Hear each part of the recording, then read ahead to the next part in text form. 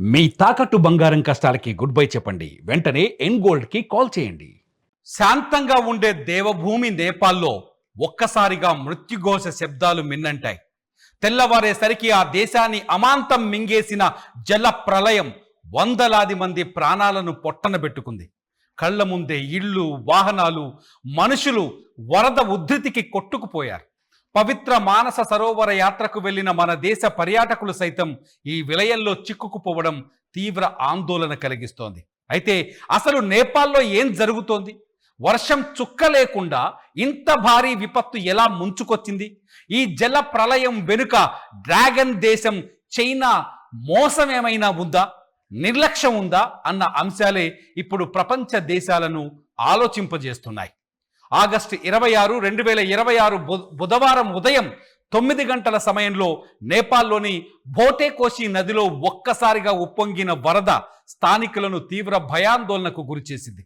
ఎలాంటి ముందస్తు హెచ్చరికలు లేకుండానే నది నుంచి నీరు, భారీ రాళ్లు, వరద ఏకధాటిగా దూసుకొచ్చాయి.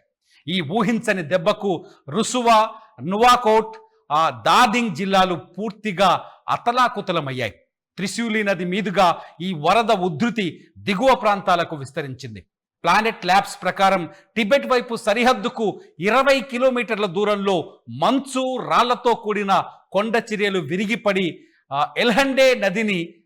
లెహండే నదిని అడ్డుకోవడం వల్లే ఈ పెనుముప్పు ముంచుకొచ్చిందని తెలుస్తోంది. అయితే ఈ విలయం వెనుక చైనా హస్తం ఉందనే అనుమానాలు కూడా ఇప్పుడు తెరపైకి వస్తున్నాయి. ఇందుకు కారణాలు కూడా లేకపోలేదు.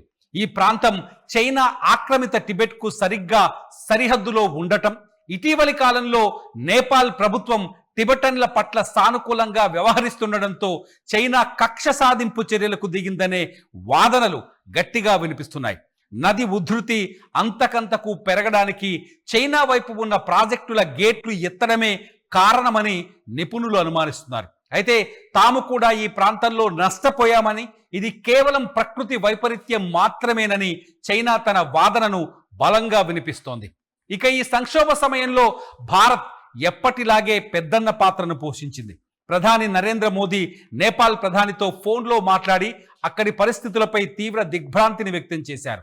నేపాల్ ప్రజలకు అండగా నిలుస్తామని హామీ ఇస్తూ తక్షణ సహాయక చర్యల కోసం ఆర్మీ ప్లాటూన్లు, వైద్య బృందాలు, విపత్తు స్పందన దళాలను పంపడానికి సిద్ధమయ్యామని ప్రకటించారు. అయితే చైనాపై వస్తున్న ఆరోపణల విషయంలో మాత్రం భారత్ అత్యంత సంయమనం పాటిస్తోంది.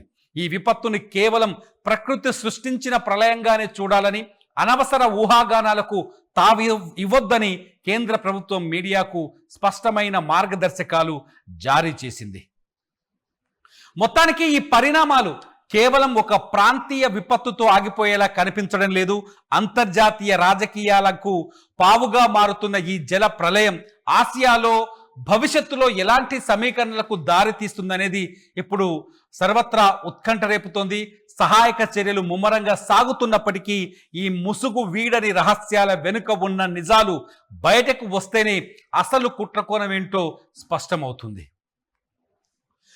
కాగా నేపాల్ వరదల్లో సృష్టించిన ప్రాణ నష్టం, నేపాల్ వరదల్లో జరిగిన ప్రాణ నష్టం అత్యంత హృదయ విదారకంగా ఉంది.